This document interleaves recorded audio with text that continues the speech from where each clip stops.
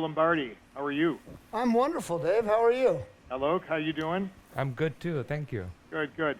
So when Bill told me he was available for the forum, I quickly twisted his arm into getting state privileges so that he and Alok could do a teaching case together. I'd just like to say, Dave, thanks for letting me come down here and play. It's always a good time. I'm actually really lucky to be working with Alok Sharma. Alok's I've known since he was a fellow. He was recently up in Seattle doing case with us and has really taken on the burden of wanting to be one of the great CTO guys here and really lead the program. So I kind of tried to get him to do it, but he thinks everybody wants to see me work, which I'm tired of seeing me work. I know Mark's tired of seeing me work, so. But anyway. True. But I think that the fundamental key is this person needed revasc of the infralateral wall. That's the circumflex.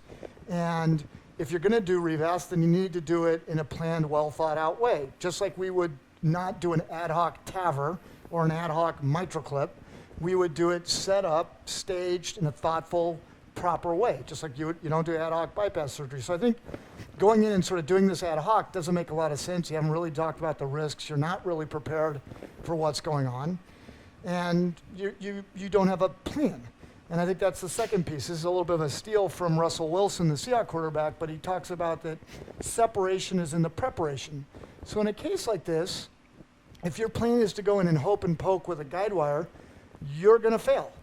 Okay? And that's what's routinely done because it's what's been taught in the past and people haven't learned. But the reality is that you need to go in with a plan and you have to think about what are your options. And there's really only two options from two directions. You have antegrade wires and antegrade reentry.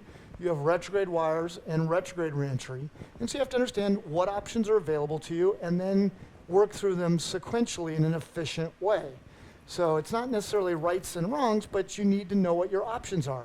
If you give yourself one bad option, a wire with no support and no contralateral injections, you're going to not only fail, but likely harm the patient. It's shocking to me after being involved in this space for 13 years that the ongoing number one failure mode in CTO PCI is the refusal of operators to put in a second catheter and do dual injections. That's criminal, and that's actually, in my opinion, criminal. If I had to be called to testify, I heard you guys talking about it, I'd say that's not the standard of care. It'd be like doing a TAVR without a pacemaker. It's just not something you're going to do. So I think we need to sort of evolve past that.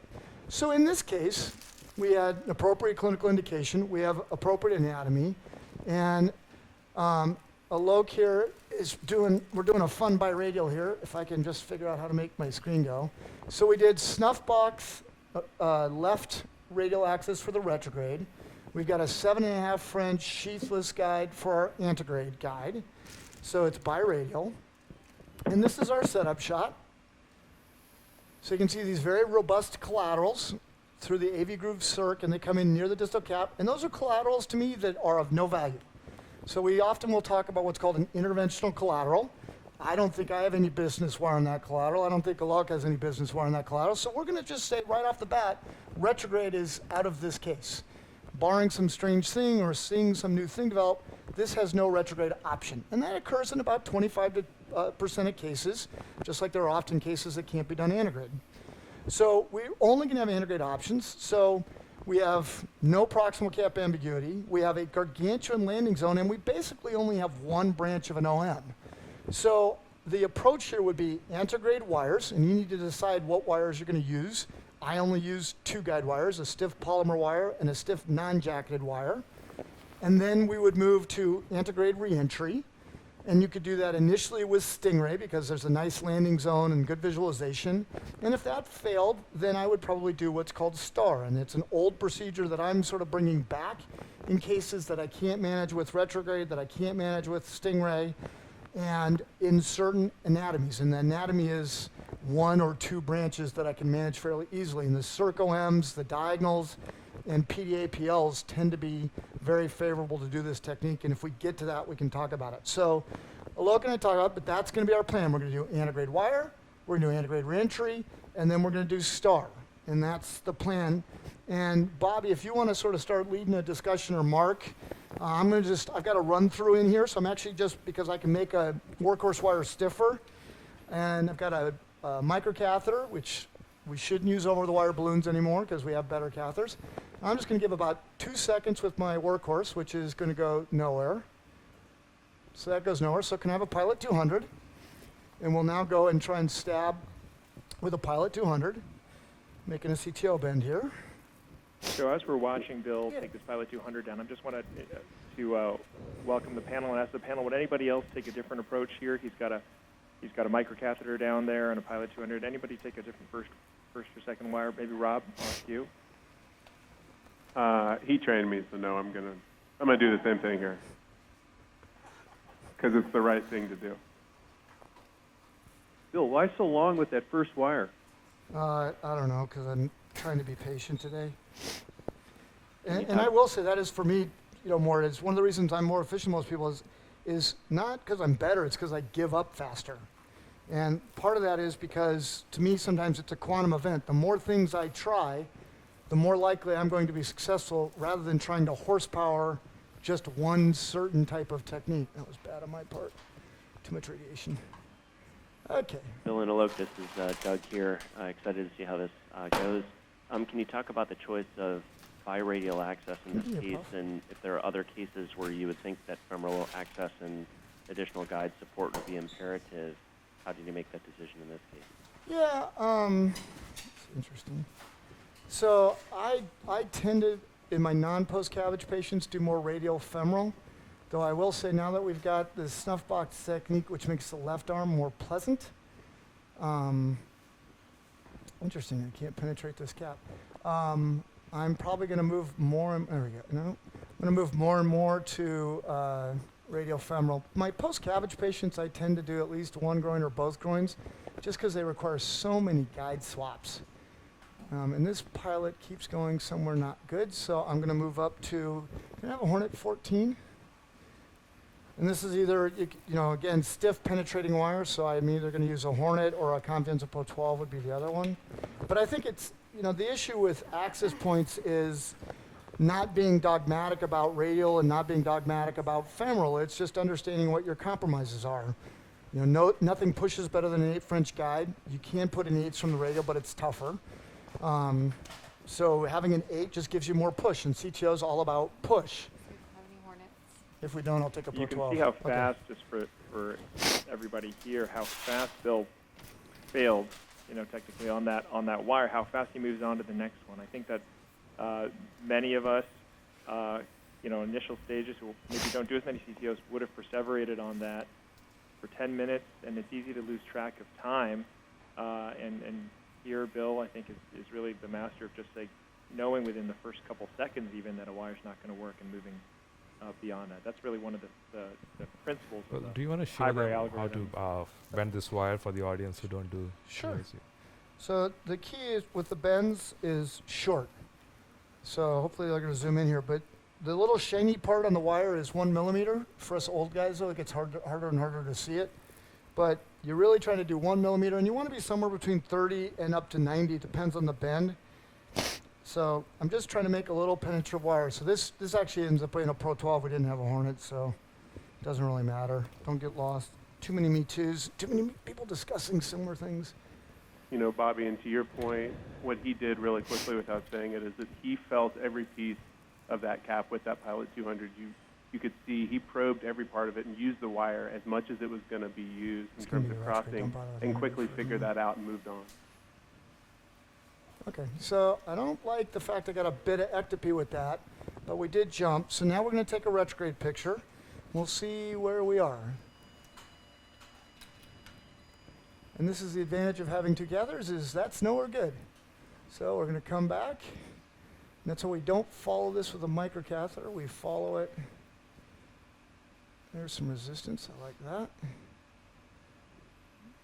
So really important there not to take a microcatheter over that Yes, and let's then take one more to do picture a here. distal luminal injection to confirm your entry. That could have led to a really bad outcome right And that's there. still bad. All right, I'm doing awesome here. I can't penetrate a cap. Poor Ashish having to wait for me. Sorry, Ashish. So I'm going to back up and see if I can find a little bit different spot here to get So, Bill, going. the key to knowing that you hadn't made the right entry was that single PVC stimulating the muscle? Actually, the real key was taking the collateral picture, which is why it's so important to have the second catheter. the PVC certainly gave me more pause, but it's going down the same track. Interesting. You comment on how long you'd wait for the dissection that they created at the prior event to heal before you'd reattempt this, and whether or not that fenestration or hydraulic injury would create a challenge at a second attempt. Yeah, I usually tend to wait a couple months just because it's usually at least takes that long for them to heal up, but even then they're often there. All right, I'm going to take this out and put a longer secondary bend because I just keep hitting the same spot and it's not working. And this is the other problem is after they failed a year ago, what I have now is not the normal type cap morphology because it's probably somewhat restenotic or inflammatory tissue, which so the cap is now of different quality than what they did the first time. So we're just going to put a little bit more reach on this to see if I can interrogate a different tip. But in general, I usually wait 2 months between attempts, usually because of radiation issues, but also for the dissections, at least our data from STAR, or at least the initial data we've been doing, it seems like waiting longer, it actually heals up better, and actually has a chance sometimes to end up healing open, which I find interesting. A little unclear if waiting in this situation would have helped in the same way, though, because they didn't have outflow. You saw the meniscus on the injection, and they also didn't use balloons to modify the subintimal plaque, so it's a slightly different scenario. You can see right there that he got into a little bit of resistance right there, and he brought the microcatheter up there. He felt that resistance, which means that he's probably right where the proximal cap is. See, Got up there and got more support. that's what I'm hopeful. So that looks That's very good. promising. So the next thing here, so can we go either R or L? So it's a circ, and circs are really easy to get lost on. So that looks very good. I'm encouraged, but I'm always going to take a second picture because it's a circ, and circs have a lot of ambiguity with them. But now I feel super comfortable with where I am. We can go back to the other Bill, view. you did that so quickly. That move that you did so quickly, you felt the wire get in the proximal cap, engaged it, you advanced the microcatheter there, and then you did a little extra push. Yep. I think that there's a decade of experience in that one move that you did. Can you just talk the audience through why you felt that, what was different about what you felt, and why you felt comfortable then advancing the microcatheter and pushing a little harder? Well, let's see if I can get the microcatheter to the cap. That's going to be my next issue here. Because this guide's not super awesome. Hang on. Let me just work this, Bobby. So a lot of that is just, there are still, unfortunately, a few feel events, which I don't like because they're hard to teach, because the only way to teach it is you got to do it. But the... Could Phil but Phil you- Jackson teach you this? No. No. Yeah, thanks a lot for that. Riley probably is shaking his head now. He hates that conversation. Michael Jordan couldn't teach it. Phil could.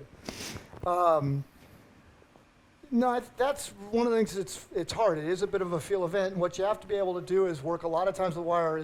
The other reason I didn't like the wire before more is the fact that the wire went so freely. I could feel there was no feel in my hand, and that's usually a sign you're either in the pericardium or you're in the lumen. Whereas this one, as Bobby said, when I got it, the wire buckled a little bit. There's a little bit of visual with it, and I could feel a little bit with it, which is why I attacked on it. And also, to me, the angle of it looked different. Okay, so yeah, puffs the... Hey, Bill, it's Todd Britton. I'm just wondering, can you comment on two things? Integrated injections during this, because I think there's a tendency for people to want to inject and see what they're doing, as Yeah. opposed to the contralateral injection, what you're doing, and comment on your support issue now, because it looks like your guys definitely, would you be happier with a little bit more support there in the left main? I would, especially if the guy had really bad spasm. Can you guys so yeah, focus on his hands? I'm not thrilled with the guide support, but we'll manage it. It's just a problem. So I've got a little bit more wire. So I'm going to bring now I can get my catheter. And I still don't know whether I'm actually true lumen or false lumen, but I'm past the cap. What I want to do is get this microcatheter a little bit further, because I actually want to get the microcatheter about 1 centimeter past the cap. It's almost there. We're coming around that little corner. So important here that Bill feels confident that whether it's true luminal or false luminal, it's Doesn't in matter. the vessel architecture. So he feels comfortable advancing this Run device through. compared to the prior wire position where you wouldn't want to advance that device over. Right, and so going back to Todd's question, there's almost, once you penetrate the cap, the antegrade puffs have no value, which goes back to why you have to have a second catheter. 2 is make sure when you're taking a picture that it actually tells you something you need to know. A lot of people take puffs because it makes the doctor feel better, but it's really not helping the patient and not helping the case. And there tends to be a lot of wasted contrast in these cases, so you really want to make sure they have value. Now, I've gotten across the CTO, and maybe we're in, maybe we're not, right? We took our cine here. Eventually, I can make this work. You know, maybe I'm in, maybe I'm not, who knows? Now, historically, people would go down and do a tip injection, which is really a dumb thing because it's just going to hydraulically dissect the artery to a million pieces. So instead, what I'm going to do is I'm going to take a workhorse wire. And as everybody knows, a workhorse wire in a dissection won't go. And a workhorse wire in the true lumen will go. So I'm going to take my run through, and I'm going to see if I can wire this with a run through. And I can't, which means I'm subintimal. So can I have a Miracle 12 and a Trapper, please, and this stuff for a Stingray and get it prepped? So I'm now going to change strategies. I did antigrade wires. It's failed.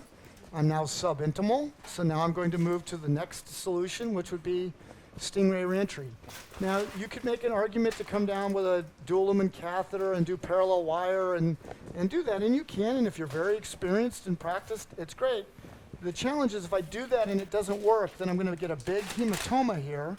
And if I get a big hematoma, then I won't be able to do reentry. So you sort of have to make a decision. Either you're a parallel wire kind of person or you're a Stingray kind of person, and that's individual choice. Given the issues with support, are you considering using a guide extension at this point? You know, that's a great idea. Can somebody grab a 6 French trap liner? Thanks, Doug. Takes a village. Bill, I'm being requested to send us over to Sounds great. the banner right now. We're going to come back, and Okay. hopefully that stick and swap works for you, and then we'll go back, run back to you. Sounds great. Say hi to Ashish. Hope his case goes well. Thanks, Okay. guys.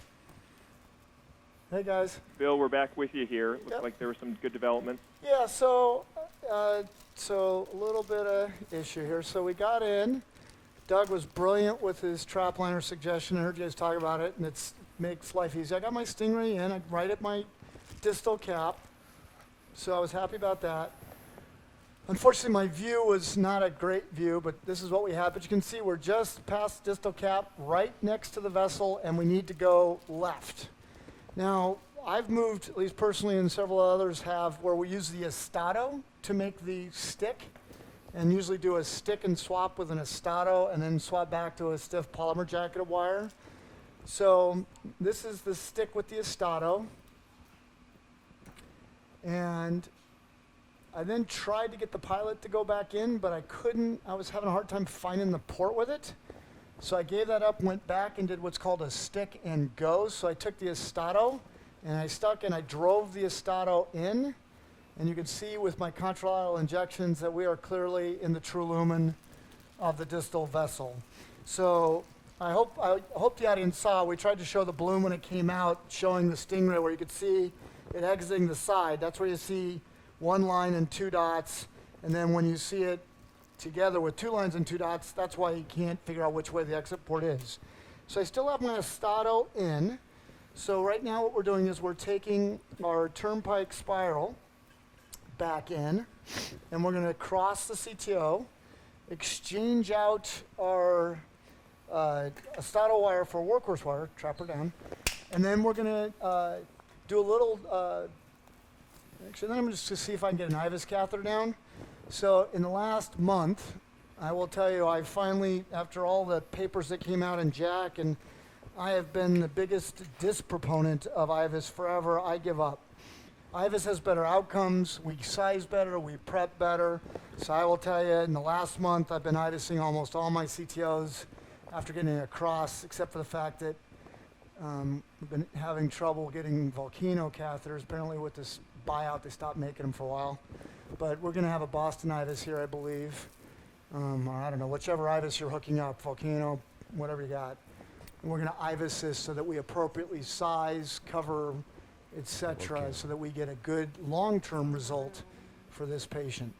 Bill, could you comment on the use of the spiral as opposed to other microcatheters to particular lesion? So I like the spiral antigrade. It's got these, I'll show it to you, it has these little sort of grooves on it, so it bites in better to calcium. Can I have that run through back? And I think the tip is a little bit softer, so I tend to favor Spiral's antegrade and Corsair's retrograde. Is still my go-to catheter. I would tell the audience is don't get caught up in that. I'm playing nuances on the fact that I do 300 CTOs a year. For most places, what I tell you is either if you're going to be Turnpike, do Turnpike LP retrograde and Turnpike Spiral antegrade. Or if you're going to be Corsair Pro, do Corsair Pro 135 antegrade and Corsair 150 retrograde. But you're better off in general sticking with one family because they spin opposite to each other, and that's a skill people need to learn. So it's better to have one so you learn how to spin it properly rather than have multiple. And you just showed us that you've angled your guide extension up and out of the way of your hands. Yep. Can you just talk a little bit about that? Yeah, so you can get wire wrap really bad with the guide extensions. And so what I always do is I just lay it up and get it out of the way so that one, I'm less likely to get wire wrap. And two, spin it the right way, Bill, speaking of what I just said. And two is that you don't get wire wrap. And plus it just gets out of the way of what you have to work at. And I don't want us to miss what he did. Will with you that show us the trap right microcatheter. here, guys? Take a step Yeah, by hang on a step. sec. Can you pan up the aorta a little bit for me, please? Hang on, we're getting, I don't get to drive the table there. A little more. So there is our, so I gotta come back over. So that line there, that is the trapping balloon, so go up to 18. So you can see the end of the guide extension, then it's 5 centimeters, then the trap balloon, which is why you have to use 135 catheters. And you can go back to our other position. You have to use a 135 catheter with a trap liner. 150 will actually not get back. The math was done on with 190 wires, and most wires now are 180, so it doesn't work. We'll take that IVUS. And don't miss what he did with the microcatheter, switching out wires. He made sure that he spun in that transition from the subintimal where the can I reentry see was. the A Turnpike really Spiral? common failure mode is I made the stick and swap. I feel great about myself, doing awesome. You try and shove a microcatheter without spinning it, and that transition zone is still tissue. It'll kick your gear out, and then you've got to restart. So if they can come into my hands, this is the spiral we were talking about. You got to come way in, guys, as much as you can get away with without losing focus. So I don't know if you can see it, but there's basically little coils wrapped around the outside of this catheter, which gives it more bite. It's really an auger, but you have to spin it in and out. If you just pull it, you'll avulse the wires off, and that's why a lot of people don't like them, because they forget to spin it when they pull it back out, and then actually you can get the wires to come off, and it gets a bit funky. So you just have to remember this catheter has to be spun, whereas the other microcatheters you can actually get away without spinning. That's a clockwise spin, unlike what Ashish was talking about in the Corsair. This spiral is a clockwise spin in, a counterclockwise spin out. Yep. And one of the nice things about that augering is if you have a really tough lesion and you're having trouble getting your microcatheter through, your turnpike gets partially the way through and you start kicking out your guide. A simple slight traction on the turnpike will pull your guide right back in because it's sort of locked into Got the it? proximal lesion. So it's a Thank nice you. little maneuver. See if this goes across. You're spinning and doing a little tug, Exactly. spinning and doing a little tug. Okay. Get your Can I have a guide seated in the 2520 right way. balloon? I can't get the IVUS across without pre-dilling. Not a surprise. So I'm just going to pre-dill it, and then we'll IVUS. That way we can see whether the wire was subintimal the whole way or whether it was just part of the way and all that good stuff. Rob, I'll ask you, have you moved to the Estado 20 as your preferred stick? And then how much stick and drive are you doing on your CTO? I still use the Hornet 14 a lot, although, Lombardi, Nicholson, a few guys have been talking to me about using the Estado. I mean, it does make sense. Just go with the stiffer wire you know is going to make the connection. In terms of stick and go versus stick and swap, if it's not blind, I'm going to check on a stick and go, and if it's there, it's there. If it's not, fine, I'll stick and swap. It doesn't really matter. It's just the wire's in, it's in. If it's not, it's not. You move on. And again, I think that the issue, Bobby, I guess, is maybe more what I was talking about earlier is, right, what's the minimum competency that we ought to allow people to do some of this stuff? Is it okay just to take a whack at stuff and not get it? Is it really about success rates? Is it about complication rates? Is it about learning? Should there be some sort of mandatory referral process? Because there's always somebody better. I often send a lot of my failures. I either have people come in and do them for me, or I've sent a few out to Dr. Grantham and let Aaron do them because sometimes he's just better than I am. Let's go up there to 14. Bobby, do you want to talk at all about some of the stuff we talked about last night in terms of safety profiles and procedures and changing a little bit of the way Yeah. we think about things and how we're doing some of these procedures? Robert, you mean the conversation you had with Bobby, not the one that I had with Bobby, right? I'm trying to forget the conversation that I had with Bill Okay, last night. good. That's Trying to keep things PC for this session here, but Yeah, it's what Mark was having a discussion with Doug and Mark earlier before, which is, if anything, the minimum consistency question is even more relevant, I think, as you increase in complexity. Maybe Mort and Mark, I'll ask you, what do you think about the minimum consistency requirements of CTO PCI, retrograde, antegrade dissection reentry? The more the better. I mean, that's an easy answer. So I think a guy who's going to concentrate on this approach should devote enough time to accumulate the number of cases to become highly competent in both approaches, basically. Because if you're going to start one and fail, you haven't really provided much except a lot of contrast and perhaps a dissection that you can't fix. So I recommend that the fellows, if they're going to go this route, learn both and dedicate themselves to it.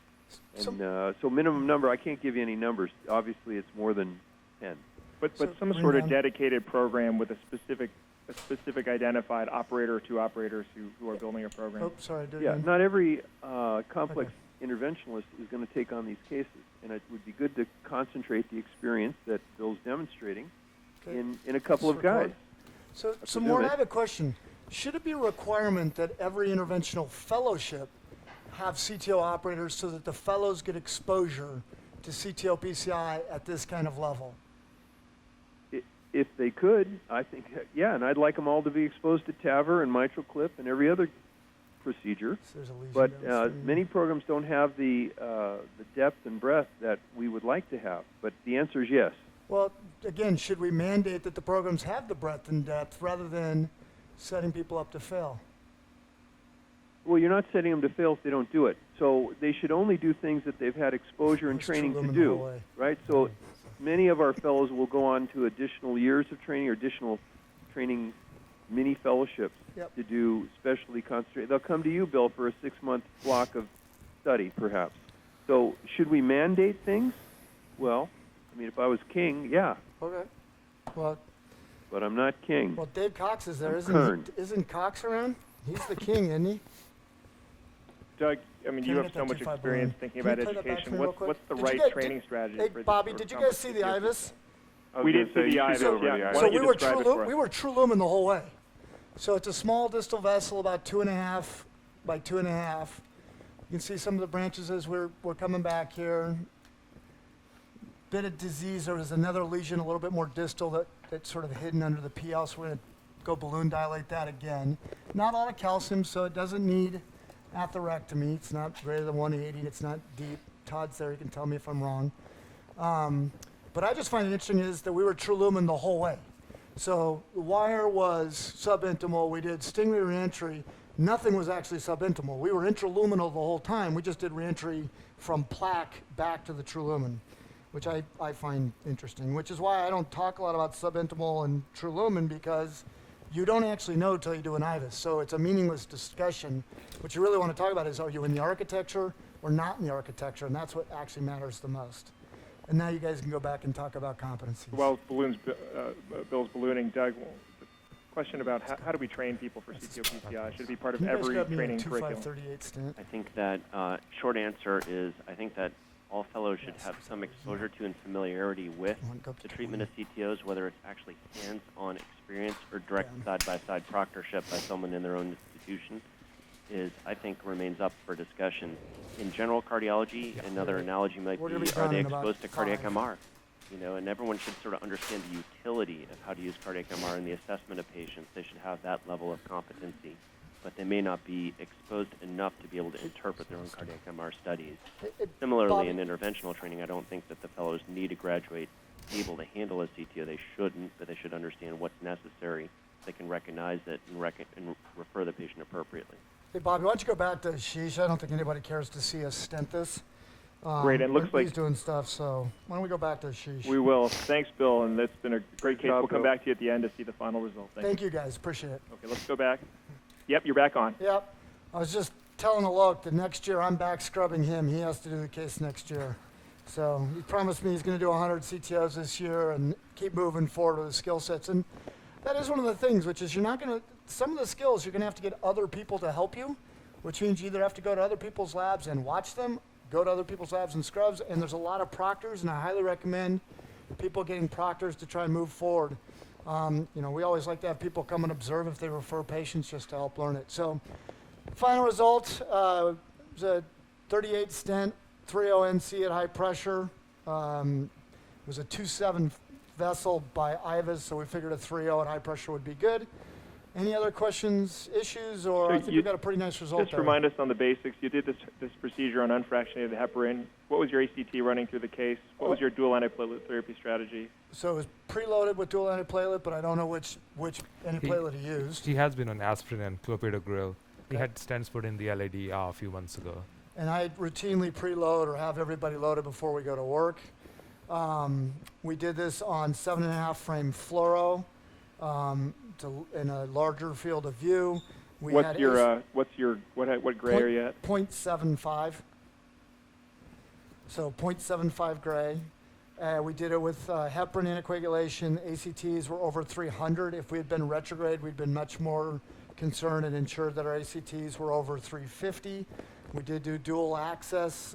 This happened to be both biradial, so we won't have to worry about gear out. And I think, again, this is the key is if you want to do CTOs, I think it's great. But I think if you want to do CTOs, there is a standard of care now, and that's using two guide catheters. It's using a microcatheter, not an over-the-wire balloon, and it's having other options at your disposal other than just antegrade wires. Hey, And- Bill, can I interrupt you for a second? Sure. So on this image, it looks to me the flow through the stent is a little slowed. Would you just play that again? Yeah, you see that. I don't know if I it's think because the my- guide's predisposed to the circ or not. Is that a function of guide placement? I can't tell it's slow. I can't do a Timmy frame count, Mort. Looks like Timmy 3 to me. It looks like it's probably a little It looks like the circumflex is selective injection Oh, into the I no, think the catheter was damped I when we think took it's this picture. selective We in backed the the- catheter out. LED stents. If I No, didn't, no, we were selective in the ostom of the circ. The guide catheter was damped, and we then pulled the catheter out. okay, just Sorry, you were talking about the LED flow was being slower. Yeah, that's a function of catheter. Well, it looks like a really fantastic result. I think it was a great learning experience for everybody here, Bill. Thank you, and to both of you for this really great case. Thank you, guys. We'll Thank see you you. back All right. at the ranch.